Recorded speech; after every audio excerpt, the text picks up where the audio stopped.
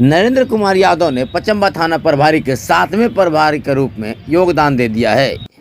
नरेंद्र कुमार यादव ने कहा कि हमारी प्राथमिकता होगी आम लोगों को शांतिपूर्ण जीवन देना। उन्होंने कहा कि आम लोगों के लिए हमारे थाने के दरवाजे 24 घंटे खुले हैं। आम लोग अपनी समस्याओं को लेकर सीधा हमसे संपर्क करें। मैं उनकी तमाम समस्याओं को ख़त्म करने की कोशिश करूंगा, उनकी समस्याओं का हल करने की कोशिश करूंगा। लेकिन अपराधियों के लिए पचम्बा थाना क्षेत्र में कोई जगह नहीं है। खासकर आप आर्थिक अपराधियों के लिए पचम्बा थाना क्षेत्र अब सुरक्षित नहीं रहा। उन्होंने कहा कि आसन लोकसभा चुनाव को देखते हुए भी तैयारी आज से ही हम लोगों ने शुरू कर दी है। हमारे क्षेत्र में शांतिपूर्ण तरीके से चुनाव संपन्न हो, यह हमारा कर्तव्य होगा। नवनियुक्त थाना प्रभारी नरेंद्र यादव ने कहा कि आम लोगों से हमेशा मैं मिलता रहूंगा, आम लोगों की समस्याएं सुनूंगा, जनता से सीधा रूबरू रहूंगा ताकि जनता की समस्याएं सुन सकूं और इस क्षेत्र की समस्याओं को जान सकूं।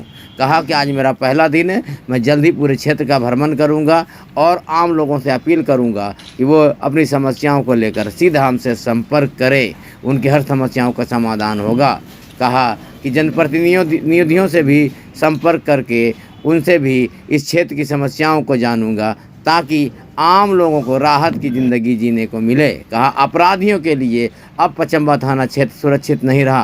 कहा किसी भी अपराधी को पचम्बा थाना क्षेत्र में किसी तरह के अपराध करने की इजाज़त नहीं दी जाएगी। बेहतर होगी ये अपराधी अब अपराध छोड़ दें और अपने जीवन यापन के लिए कोई बेहतर काम करे, अन्यथा उनका स्थान सलाखों के पीछे होगा।